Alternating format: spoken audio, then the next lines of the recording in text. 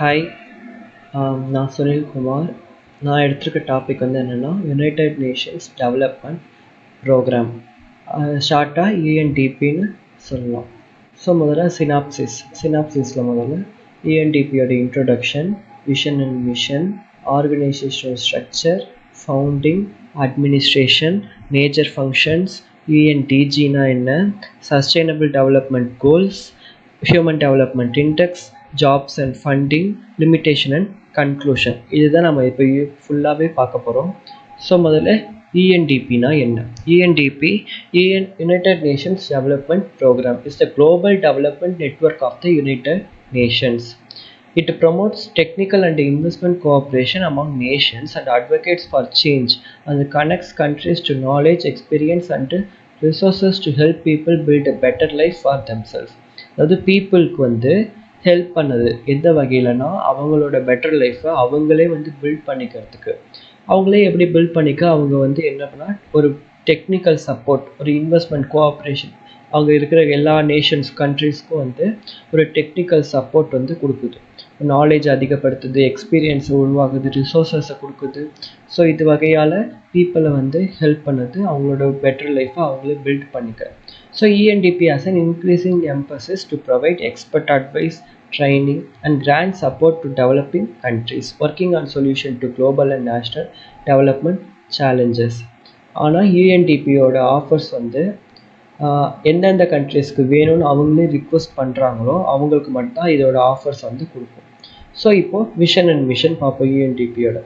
So அந்த ground in about மொத்தம் 170 countries, 7 territories மொத்தமாக சேர்ந்தது தான் இந்த யூஎன்டிபியில் மொத்தம் எத்தனை கண்ட்ரீஸ்னால் 170 கண்ட்ரீஸ், 7 யூனியன் டெரிட்டரிஸ் இருக்குது.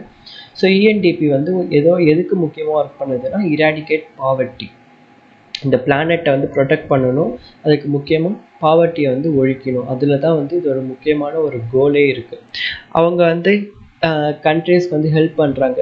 எதுக்குன்னா அவங்களோட ப்ராக்ரஸை அவங்களே சஸ்டெயின் பண்ணிக்கிறதுக்கு அவங்களுக்கு வந்து ஸ்கில்ஸ் தராங்க, பாலிசிஸ் தராங்க, பார்ட்னர்ஷிப் இருக்குது, இன்ஸ்டியூஷன் எல்லாமே வந்து ப்ரொவைட் பண்ணுறாங்க.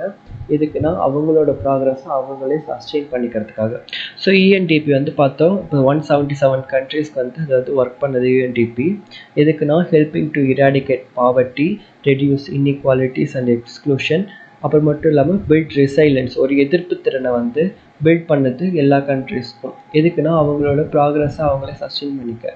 அப்போ UN டெவலப்மெண்ட் ஏஜென்சி ஒரு கிரிட்டிக்கல் ரோல் வந்து ப்ளே பண்ணுது எல்லா கண்ட்ரீஸ்க்கும். எதுக்குன்னா ஒரு சஸ்டைனபிள் டெவலப்மெண்ட் கோல்ஸை வந்து அச்சீவ் பண்ணுறதுக்கு. சஸ்டைனபிள் டெவலப்மெண்ட் கோல்ஸ்னு சொல்லிட்டு ஒரு 17 கோல்ஸ் வந்து UNDP தான் கொண்டு வந்திருக்கு. இந்த 17 கோல்ஸ் வந்து நம்ம பின்னாடி பார்ப்போம். ஸோ இப்போது organisational structure. So organisational structure வந்து பார்த்தோன்னா முதல்ல அட்மினிஸ்ட்ரேட்டர் யாருன்னா அச்சிம் ஸ்டெய்னர், அதுக்கு கீழே associate administrator Usha Rao Monari, executive office chief of staff Michele கேண்டோட்டி.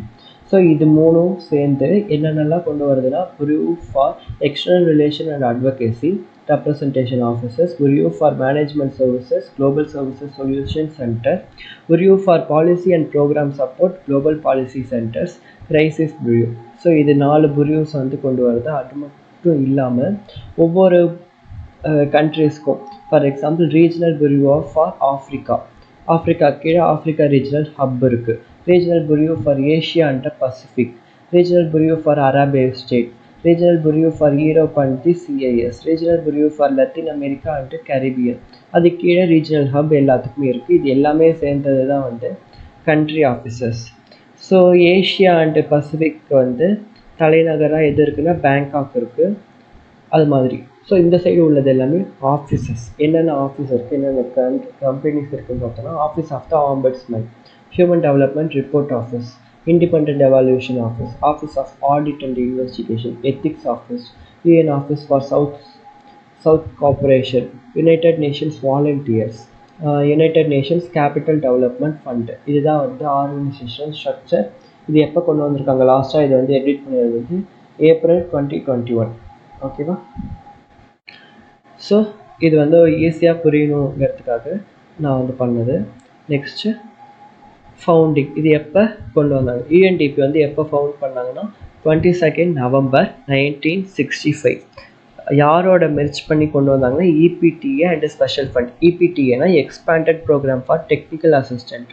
டெக்னிக்கலாக ஒரு அசிஸ்டன்ட் கொடுக்கக்கூடிய எக்ஸ்டாண்டர்ட் ப்ரோக்ராம் ஒன்று, அது கூட ஸ்பெஷல் ஃபண்டை சேர்த்து தான் யூஎன்டிபி வந்து கொண்டு வந்திருக்காங்க. எப்போனா 1965 22 நவம்பரில்.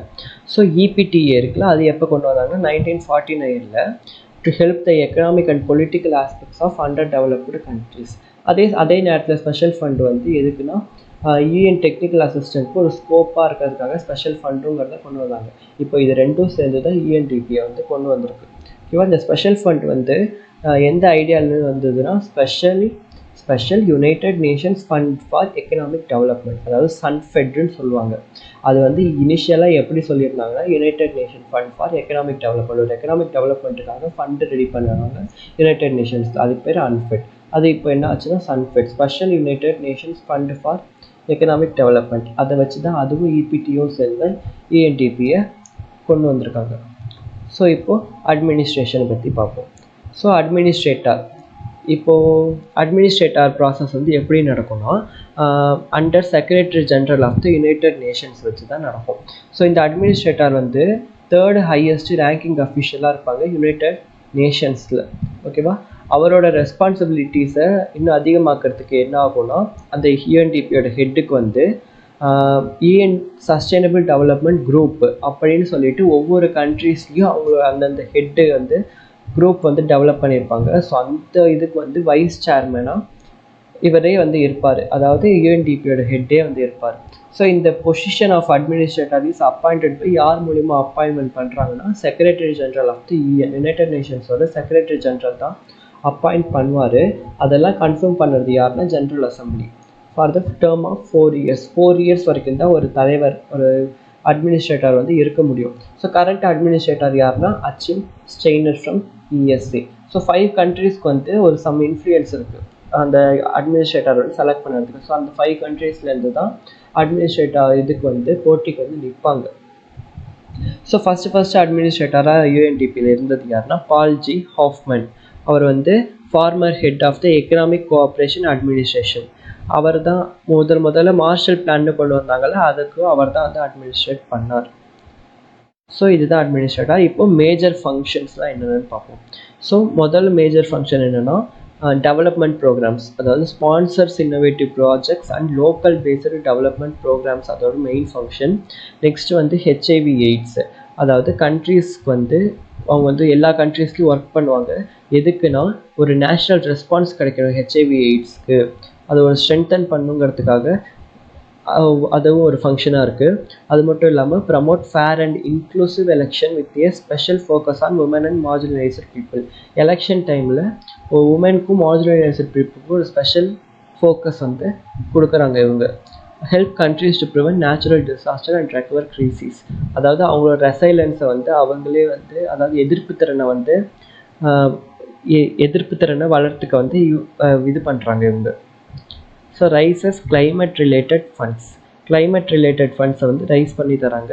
Provide facilities to access and manage national and international resources. So இதுதான் இவங்களோட மெயின் ஃபங்க்ஷன். ஸோ இவங்களோட ஸ்ட்ராட்டஜிக் பிளான் அண்டு சிக்னேச்சர் சொல்யூஷன்ஸ்லாம் என்னென்னு பார்ப்போம். ஸோ ஸ்ட்ராட்டஜிக் பிளான்ஸை பொறுத்த வரைக்கும் என்னென்னா 3 ஸ்ட்ராட்டஜிக் பிளான்ஸ் வந்து இருக்குது. இராடிகேட் பாவர்ட்டி தான் இவங்களோட முக்கியமான ஒரு கொள்கையாக இருக்குது. பாவர்ட்டி வந்து இந்த இதுதான் எல்லா வகையிலையும் அவங்க வந்து குறைக்கணும்னு தான் பார்த்தாங்க. ஓகேவா? அதுதான் அவங்களோட first and main strategic plan. அடுத்தது ஆக்சலரேட் ஸ்ட்ரக்சரல் டிரான்ஸ்ஃபார்மேஷன். ஒரு ட்ரான்ஸ்ஃபார்ம் பண்ணணும்னா ஸ்ட்ரக்சரையே ட்ரான்ஸ்ஃபார்ம் பண்ணணும், அதுதான் அவங்களோட இது. அது மட்டும் இல்லாமல் build resilience to shocks and crisis. ரிசைலன்ஸ்னால் என்னென்னு பார்த்தோம் நம்மனா ஒரு எதிர்ப்பு திறன், ஒரு கிரீசிஸோ ஒரு ஷாக்ஸோ வந்து அதுக்கு வந்து அவங்களோட எதிர்ப்பு திறனை வந்து வளர்த்துக்காக தான் ஸ்ட்ராட்டஜிக் பிளான்ஸ். அடுத்தது சிக்னேச்சர் சொல்யூஷன்ஸ்லாம் என்னென்னு பார்ப்போம். கீப்பிங் பீப்புள் அவுட் ஆஃப் பாவர்ட்டியை விட்டு தள்ளி வைக்கிறதுக்கு தான் பார்ப்பாங்க. இவங்களோட முதல் சிக்னேச்சர் ஸ்டெப்பே, கோலே, சொல்யூஷனே அதான். பாவர்ட்டியே அவங்க இருக்கக்கூடாது யாருக்குமே. நெக்ஸ்ட் வந்து கவர்னன்ஸ், ஒரு குட் கவர்னன்ஸ் வந்து கிடைக்கணும். கிரைசிஸ் ப்ரிவென்ஷன், அதாவது அவங்களோட எதிர்ப்பு திறனை, இன்க்ரீஸ் ரெசைலன்ஸ், எதிர்ப்பு திறனை வந்து வளர்க்கணும். என்விரான்மெண்ட்டை பொறுத்த வரைக்கும் எல்லாமே நேச்சுரல் பேஸ்டு சொல்யூஷன்ஸாக இருக்கணும். க்ளீன் அஃபோர்டபுள் எனர்ஜி வந்து கிடைக்கணும். ஸோ லாஸ்ட்டாக women's empowerment and gender equality தான் எங்களோட சிக்னேச்சர் சொல்யூஷன்ஸ். ஸோ இப்போ அடுத்தது வந்து என்னென்னா டெமோக்ராட்டிக் கவர்னன்ஸ், மக்களாட்சி கவர்னன்ஸ் வந்து ஒரு குட் கவர்னன்ஸ் வந்து ஏற்படுத்தணும்னு யூஎன்டிபி வந்து சப்போர்ட் பண்ணுது. எந்த வகையிலனா policy advice and technical support, improving institutional and individual capacity within countries, educating populations about and advocating for democratic reforms, promoting negotiation and dialogue, and sharing successful experience from other countries and locations. It also supports existing democratic institutions by increasing dialogue, enhancing national debate, and facilitating consensus on national governance programs. இதுதான் democratic governance. Next வந்து poverty rejection, அதோட main கோலே poverty rejection தான். So இஎன்டிபி வந்து எல்லா கண்ட்ரீஸ்க்கும் help பண்ணுது. எதுக்குன்னா develop strategies, என்னென்ன மாதிரியான ஸ்ட்ராட்டஜிஸ்னால் எப்படி பாவர்ட்டியை ஒழிக்கிறது, by expanding access to economic opportunities. Economic ஆப்பர்ச்சுனிட்டிஸும் ரிசோர்ஸஸும் கொடுத்தோன்னா பாவர்ட்டி ஈஸியாக ஒழிஞ்சிடுங்கிறது தான் அவங்களோட மெயின் இதுவாக இருந்தது. அது மட்டும் இல்லாமல் அவங்க டெப்ட் ரிலீஃப், ஃபாரின் இன்வெஸ்ட்மெண்ட்டுக்கெலாம் என்கரேஜ் பண்ணாங்க. குளோபலைசேஷனால் புவரஸ்ட்டுக்கெலாம் வந்து புவர் பெனிஃபிட் கிடைக்கணும்னு அவங்க வந்து பாடுபட்டாங்க. அது மட்டும் இல்லாமல் நிறையா ஸ்பான்சர்ஸ் வந்து developmental pilot projects, promotes the role of women in development and coordinates efforts between governments, NGOs and outside donors. இந்த வருஷப்படி என்ன ஆகுதுன்னா யூஎன்டிபி வந்து எல்லா விதமான லோக்கல் லீடர்ஸ் கூடயும் ஒர்க் பண்ண முடியுது, கவர்மெண்ட் கூடயும் ஒர்க் பண்ண முடியுது. அப்படி ஒர்க் பண்ணுறதுனால என்ன கிடைக்குதுன்னா பீப்புளுக்கு வந்து அவங்களோட ஓன் பிஸ்னஸை வந்து அவங்களே க்ரியேட் பண்ணிக்க முடியுது. ஒரு ஆப்பர்ச்சுனிட்டிஸ் வந்து யூஎன்டிபி வழங்குது. ஓன் பிஸ்னஸ் அவங்க க்ரியேட் பண்ணதுனால என்ன ஆகும்னா அவங்களோட எக்கனாமிக் கண்டிஷன் தாராளமாக உயரும். எக்கனாமிக் கண்டிஷன் தாராளமாக உயர்ந்தால் பாவர்ட்டி வந்து ஈஸியாக அழிஞ்சிடும். அதுதான் அவங்களோட ஈஸியஸ்ட் கோலாக இருந்தது. ஸோ அடுத்தது க்ரைசிஸ் ப்ரிவென்ஷன். க்ரைசிஸ் ப்ரிவென்ஷனை பொறுத்த வரைக்கும் எல்லா விதமான டிசாஸ்டர் அண்ட் கான்ஃப்ளிக்ட்ஸ்க்கும் வந்து எப்படி ரெடியூஸ் பண்ணணும்னு சொல்லிட்டு யூஎன்டிபி வந்து சர்டைன் ஃபார்முலாஸ் அண்ட் இதை வந்து கொடுத்துருக்கு, ஸ்ட்ராட்டஜியை. எல்லா கண்ட்ரீஸ்க்கும் வந்து எல்லா லோக்கல் கவர்மெண்ட்டுக்கும் இது வந்து assessment, capacity development, coordinated planning, policy and standard setting வந்து எப்படி அதிகப்படுத்தணும்னு சொல்லிட்டு ஒரு எல்லா விதமான ப்ரோக்ராம்ஸும் இது வந்து கண்டக்ட் பண்ணுது. ஓகேவா, ஒவ்வொரு விதமான ஸ்ட்ராட்டஜிஸ் வந்து இது வந்து கொண்டு வருது. For example reduce the impact of natural ரிசோர்ஸஸ்க்கு ஸ்ட்ராட்டஜிஸ் வந்து நிறைய கொண்டு வந்திருக்கு தி இஎன்டிபி. ஸோ நெக்ஸ்ட் வந்து என்னென்னா என்விரான்மெண்ட் அண்ட் எனர்ஜிக்கும் என்விரான்மெண்ட்டுக்கும் இது வந்து எந்த வகையில் ஊக்கத்துவம் வழங்குதுன்னா என்விரான்மெண்டல் டிகிரேடேஷன்னால ஒரு மக்களோட வாழ்வாதாரம் வந்து ரொம்பவே பாதிப்படையுது. அவருக்கு வந்து தண்ணி குடிக்க நல்ல தண்ணி கிடைக்கல, வசதி இல்லை, சானிடேஷன் இல்லை, எனர்ஜி சர்வீஸ் இல்லைன்னா ஆட்டோமேட்டிக்காக அந்த மனுஷனோட வாழ்வாதாரம் வந்து குறையும். ஸோ அதெல்லாம் வந்து அட்ரஸ் பண்ணி என்விரான்மெண்டல் இஷ்யூஸ்லாம் அட்ரஸ் பண்ணி அதை வந்து சரி செய்ய யூஎன்டிபி வந்து பார்க்குது. For example, focuses on effective water governance, including access to water supply and sanitation, access to sustainable energy services அப்படின்னு சொல்லிட்டு அவங்களோட பயோடைவர்சிட்டி அதிகப்படுத்துது. பாலிசிஸ் எதே மாதிரியான பாலிசிஸ்லாம் கொண்டு வந்திருக்குன்னா control emissions of harmful pollutants and ozone depleting சப்ஸ்டன்ஸை வந்து சரி பண்ணுது. என்வரான்மெண்டல் ஸ்ட்ராட்டஜிஸில் வந்து நிறையா கொண்டு வந்திருக்கு. ஓகேவா, யூஎன்டிபி வந்து கொண்டு வருது. ஸோ இப்போ யுனைடெட் நேஷன்ஸ் டெவலப்மெண்ட் குரூப்லாம் என்னென்னு பார்ப்போம். So United nation development group வந்து எப்போ கிரியேட் பண்ணாங்கன்னா 1997 யாருன்னா யூஎன்னோட செக்ரட்டரி ஜென்ரல் தான். எதுக்கு இது கிரியேட் பண்ணாங்கன்னா யூஎன் டெவலப்மெண்ட் ப்ரோக்ராம்ஸ் வந்து எல்லா கண்ட்ரிஸ் லெவல்லையும் அதோட இம்ப்ரூவ் வந்து எந்த அளவுக்கு இருக்குது அப்படிங்கிறது வந்து பார்க்குறதுக்காக. ஸோ யூஎன்டிஜி வந்து எல்லா டெவலப்மெண்ட்டில் ஒர்க் பண்ணுற எல்லா ஒர்க்கிங் ஏஜென்சிஸோட இதையும் வந்து ஒன்றாக்கி யூஎன்டிஜி வந்து கைக்குள்ள வச்சுக்கிது. இதோட அட்மினிஸ்ட்ரேட்டர் யாருன்னா யூஎன்டிபியோட அட்மினிஸ்ட்ரேட்டர் தான் இதுக்கும் வந்து அட்மினிஸ்ட்ரேட்டர் யூஎன்டிஜிக்கு. யூஎன்டிஜி வந்து நிறையா விதமான பாலிசிஸ் அண்ட் ப்ரொசீஜர்ஸ் வந்து மேக் பண்ணுது. அது மட்டும் இல்லாமல் அந்த கண்ட்ரியோட இஷ்யூஸ் என்னென்னு அனலைஸ் பண்ணி அது வந்து நிறைய சப்போர்ட்டிங் டெக்னிக்ஸ் வந்து கொடுக்குது. இம்ப்ளிமெண்ட் சப்போர்ட் ப்ரோக்ராம்ஸ் வந்து இம்ப்ளிமெண்ட் பண்ணுது. அதோட ரிசல்ட்டை மானிட்டர் பண்ணி கடைசியாக ஒரு சேஞ்ச் வந்து உண்டாக்குது. பாவர்ட்டி ரிஜெக்ஷனுக்கு முக்கியமாக இதுதான் வந்து யூஎன்டிஜி வந்து பங்கு வகிக்குது. இது மட்டும் இல்லாமல் 32 யூஎன் ஏஜென்சிஸ் வந்து இதோட மெம்பர்ஸாக இருக்காங்க. 4 ஃபவுண்டிங் மெம்பர்ஸ் யாருன்னா யுனிசெஃப், யுனெஃப்ரா, அதாவது யுஎன்எஃபிஏ, எஃப்டபிள்யூபி அண்ட் யூஎன்டிபி. இதனால தான் 4 ஃபவுண்டிங் மெம்பர்ஸ்னு சொல்கிறாங்க. ஸோ இதுதான் United Nations development group. So next வந்து sustainable development goals. Sustainable development goals வந்து என்னென்னு சொல்லுவாங்கன்னா also known as the global கோல்ஸ்னு கூட சொல்லுவாங்க. அதுதான் எல்லா கண்ட்ரிஸ், அதாவது எல்லா யுனைடெட் நேஷன்ஸ் மெம்பர்ஸும் அதை அடாப்ட் பண்ணுச்சு எப்போனா 2015 எதுக்கு அதை அடாப்ட் பண்ணிச்சுன்னா, அது ஒரு universal call to action to end பாவர்ட்டியை ஒழிக்கிறதுக்கு, இந்த பிளானெட்டை காப்பாற்றுறதுக்கு, அது மட்டும் இல்லாமல் எல்லா பீப்புளுக்கும் பீஸ் அண்ட் ப்ராஸ்பெரிட்டி 2030 கிடச்சிடணும் அப்படிங்கிறது தான் இந்த சஸ்டைனபிள் டெவலப்மெண்ட் கோல்ஸோட நோக்கம். அதனால இது வந்து 2015 எல்லா யுனைடெட் நேஷன்ஸ் மெம்பர் ஸ்டேட்ஸும் அக்செப்ட் பண்ணிச்சு. ஸோ மொத்தம் 17 சஸ்டைனபிள் டெவலப்மெண்ட் கோல்ஸ் வந்து இருக்குது. அது ஒவ்வொன்றும் இன்டகிரேட்டட் ஆனது.